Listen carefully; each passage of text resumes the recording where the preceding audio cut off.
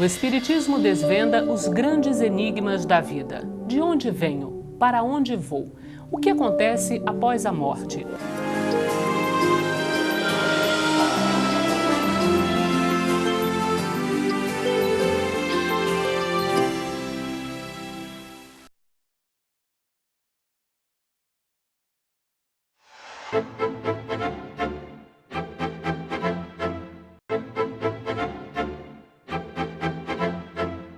Começa agora o programa Transição, a visão espírita para um novo tempo.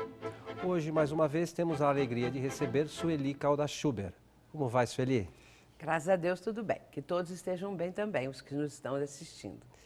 Sueli, hoje nós gostaríamos de falar sobre a influência dos espíritos em nossas vidas. Quem são esses anjos da guarda, esses espíritos protetores que a gente tanto ouve falar?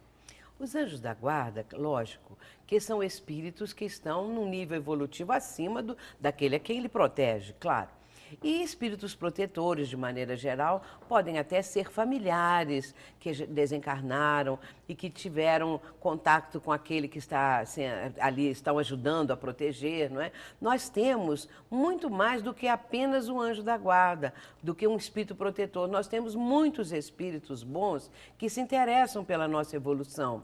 Só que nem sempre damos ouvido, não é? Nem sempre damos guarida a esses pensamentos, ou nem sempre lembramos do anjo guardião, nem sempre lembramos de alguém que desencarnou, que gostava da gente, que continua gostando, continua amando. E temos os mentores também, mentores ou benfeitores da humanidade. Por exemplo, Dr. Bezerra de Menezes, que é um espírito evoluído, um espírito de escola, quer dizer, de luz. Temos o Emmanuel, protetor, que era o mentor de Chico Xavier. Temos Joana de Anjos, a mentora de Divaldo Franco, conforme foi mencionado. E muitos mentores. Acontece também uma coisa interessante, que o próprio meio espírita fica muito voltado para esses bem conhecidos, mas existem mentores assim em número inconcebível por nós, que são bons espíritos, que estão num nível evolutivo melhor e que ajudam e protegem a humanidade. Tem espírito que protege uma rua, anjo guardião daquela rua, que protege uma comunidade, que protege uma cidade, um estado, um país e o planeta. Então, são muitos espíritos. Agora, pensando nisso, por exemplo, nas casas espíritas, evidentemente que existem espíritos ali trazendo algumas informações para os médiuns, conforme nós já abordamos no programa anterior. E nas igrejas, quando aqueles pastores dizem que é um contato do Espírito Santo, Sueli, são espíritos também esses mesmos que se manifestam nos centros espíritas, que eles imaginam ser o Espírito Santo ou algo do gênero? Pode ser que não, porque a proteção desses espíritos não tem fronteiras. Não há preconceito, não há a preferência de religião, todo ser humano merece a proteção. Todos os seres humanos. Portanto, seja em que religião for, seja pessoas que não acreditam em Deus, seja esse ou seja aquele, todos merecem a proteção divina e a proteção desses espíritos benfeitores. Portanto, em qualquer igreja, em qualquer templo, em qualquer lugar onde se pronuncia o nome de Deus, onde as pessoas estão orando, porque alguns oram ali não com fervor ou fé, não é? Mas porque estão assim interessados em benefícios materiais. Mas aquele que ora com fé, com fervor, com amor, esse é beneficiado imediatamente, seja em que religião for. A doutrina espírita mostra isso. Nós não temos o sectarismo, nós não temos isso de dividir, porque a pessoa para ir para um plano espiritual bom tem que ser espírita, de jeito nenhum. A pessoa tem que ser do bem, fazer o bem, não é? Então, ser uma pessoa que é solidária com o próximo, uma pessoa digna, uma pessoa honesta, essa pessoa, de que religião for, ela tem no plano espiritual um bom lugar, não é? Porque é devido à sua própria vibração boa. O lugar de cada um de nós no plano espiritual depende do padrão vibratório da pessoa, porque as colônias espirituais, as cidades espirituais, elas estão em campos vibratórios e a pessoa vai para aquela que ele tem afinidade e sintonia, que ela tem afinidade. E encosto, Sueli, que as pessoas falam muito, né? Isso tá aí, acontece com todo mundo? Como é que funciona Essa isso? questão do encosto é muito interessante também. É um espírito que está ali prejudicando, né? Eu conto um caso muito interessante que aconteceu de uma senhora que chegou na nossa casa espírita e naquele primeiro momento ela não relatou o caso. Ela chegou, a reunião já havia começado, era palestra. E então ela chegou, entrou e nós temos um local que as pessoas colocam o nome para um pedido qualquer, né? Então ela fez lá um pedido, que ninguém sabia qual era, e colocou numa caixa de madeira que temos lá na nossa casa. E sentou-se. Só que ela ficou mentalizando o pedido dela.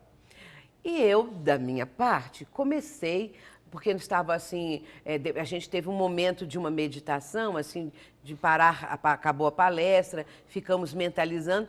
De repente vinha sempre um carro na minha mente. Um carro preto. Eu falava, mas por que eu estou pensando num carro preto? Queria pensar em outras coisas, né? De repente a reunião acabou e ela falou assim, eu queria falar alguma coisa. Eu queria pedir, porque eu comprei agora há pouco tempo um Chevette. Era a época do Chevette. O Chevette estava em alta, né? Então eu comprei um Chevette preto. Desde o dia que eu comprei, só aconteceu coisa ruim na minha vida. E falaram comigo assim, o seu carro tem um encosto. Vai num centro espírita para tirar o encosto. E ela, na linguagem dela, né, foi lá, escreveu no papelzinho lá, ela escreveu o ano do carro, a marca, a placa, aquelas coisas todas, né? E ficou mentalizando. Eu captei o pensamento da criatura e aí vi um carro preto na minha frente, na minha mente, que era o pedido dela, né? Então a gente vê que esse encosto é realmente uma influência negativa. E no caso dela, o carro era de segunda mão, né? Então ela achava que era alguma coisa do outro lado. Então, eu conversei com ela, falei, não, a senhora faz prece, a senhora quiser frequentar aqui ou a sua igreja, de que religião for, confie, peça proteção que a senhora vai ter e vai acabar com tudo isso. Uns 2 ou 3 meses depois, ela foi lá. Falou, olha, ficou tudo uma beleza, acabou aquilo. Eu falei, então pronto, o encosto desencostou, já não tem mais, né? Então, foi isso que eu falei com ela. E você acha que os espíritos inferiores, eles podem levar uma pessoa numa situação vibratória inferior, vamos chamar assim, ao suicídio? Até pode. Quando uma pessoa se deixa dominar por aquele pensamento, porque o que esse espírito quer fazer? Ele quer levar a pessoa a uma situação terrível. E pode começar a dizer à pessoa assim, você não vale nada, ninguém gosta de você, ninguém te ama, esse mundo não presta, só tem coisa ruim, as ideias vão chegando. E a pessoa vai dando guarida àquilo, porque ela começa a falar assim, é mesmo, ninguém me ama, eu só tive dificuldades, as pessoas com quem eu me relaciono intimamente, essas pessoas me abandonam, nem bem começa o relacionamento, termina, então eu não presto mesmo, ou isso, ou aquilo, vai caindo. A baixa estima, a depressão, e ela vai se deixando levar, então ela pode chegar a esse ponto final. Mas isso aí são casos graves, casos mais extremos. Porque a pessoa não orou, porque a pessoa não pediu ajuda.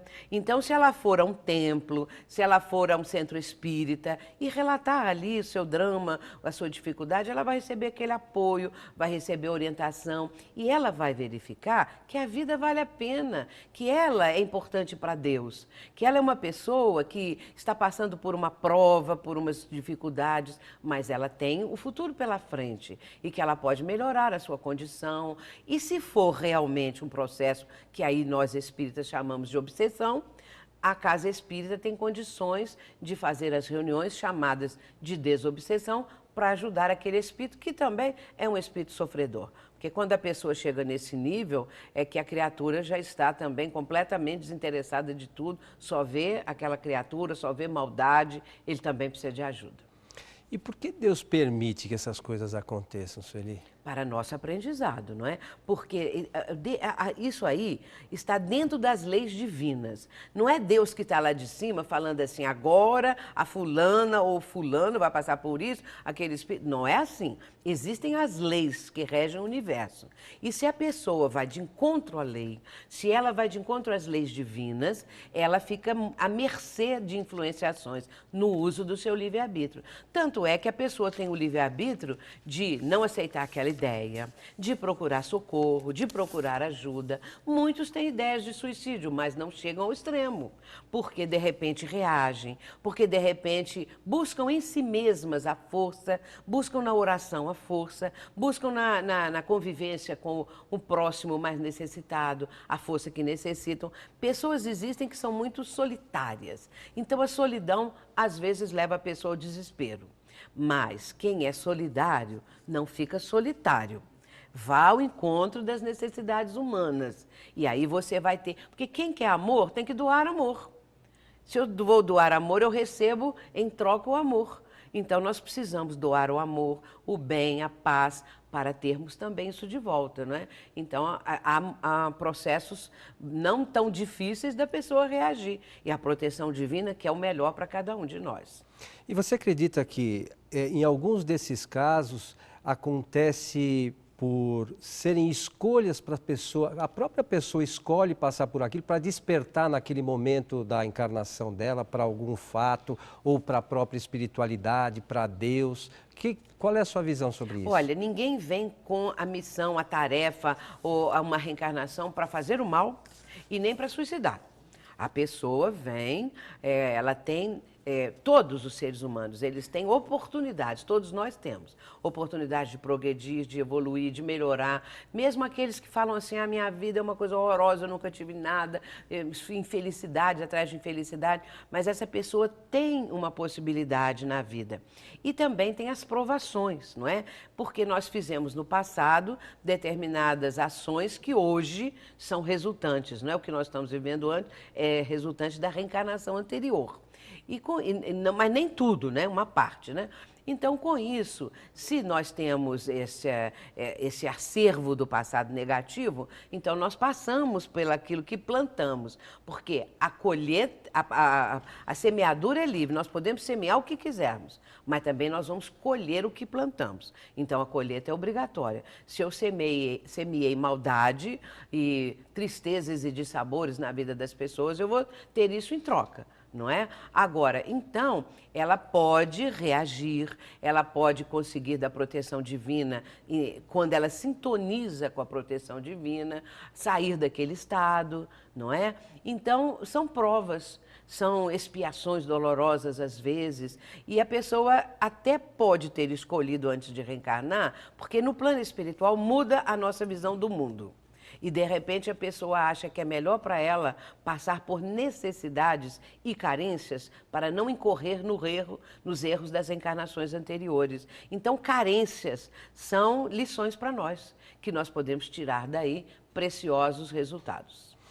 E a força mental, a força do pensamento, onde entra nessas questões todas? Ela é básica, né? Fundamental, porque o pensamento é uma força que nós desconhecemos. Existem muitos autores hoje, não espíritas, que abordam a força mental, muitos, muitos mesmo. Há uma infinidade de livros hoje em dia que explicam esse potencial. Há um autor que diz assim, Jack Cornfield, ele diz assim no livro Além do Ego, não é espírita, ele diz assim, a nossa mente é tão poderosa quanto o raio laser. Nosso pensamento é uma força tão poderosa quanto um raio laser, só que nós não sabemos disso. Quando começamos a descobrir, aí sim, podemos endereçar o nosso pensamento para ações positivas e para o nosso benefício pessoal, né? Benefício espiritual, que é importante, porque muitas vezes nós atendemos ao corpo físico, mas não atendemos ao nosso espírito, a nós mesmos, né? Porque somos espíritos imortais. E a gente, quando passa, às vezes, por esses momentos mais difíceis, enfrentamos na nossa caminhada, a gente acha que Deus esqueceu de nós, né? Você acha que a misericórdia divina, ela se estende a toda a humanidade? Estende. Nós é que esquecemos de Deus. Quando nós achamos que Deus esqueceu de nós, é porque alguma coisa fizemos, semeamos, e que nós é que esquecemos de Deus, não é? Nós não estamos com aquela fé que move montanhas, como Jesus dizia. Claro que montanhas aí é em sentido figurado.